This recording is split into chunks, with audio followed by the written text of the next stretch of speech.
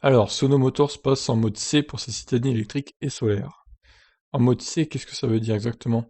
Les abonnés à la lettre d'information de Sono Motors ont reçu un message leur indiquant une nouvelle grande victoire pour l'entreprise allemande, la mise à disposition de 45 millions d'euros en investissement de série C. Il s'agit là d'un signe fort pour le constructeur de citadines électriques et solaires. Cela signifie que les structures financières solides reconnaissent la viabilité de l'engin et souhaitent le pousser vers une production de série qui apparaît dès lors prochaine.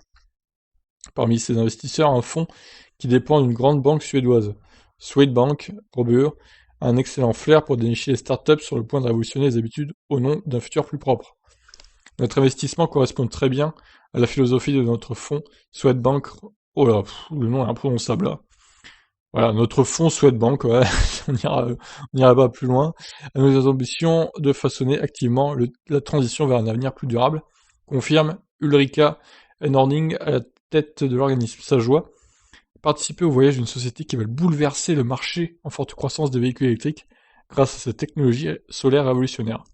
Alors, je veux pas dire que vous êtes planté dans votre investissement, mais bon, révolutionner, on va peut-être pas trop s'avancer non plus.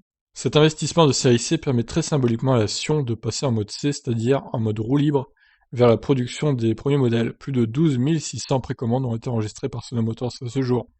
Avec les 53 millions d'euros de financement participatif levés en début d'année, l'entreprise aura consolidé ses comptes de presque 100 millions d'euros en 2020. Bon, c'est vrai que oui, c'est plus honnête déjà, 100 millions d'euros commence déjà à avoir pas mal de fonds de côté.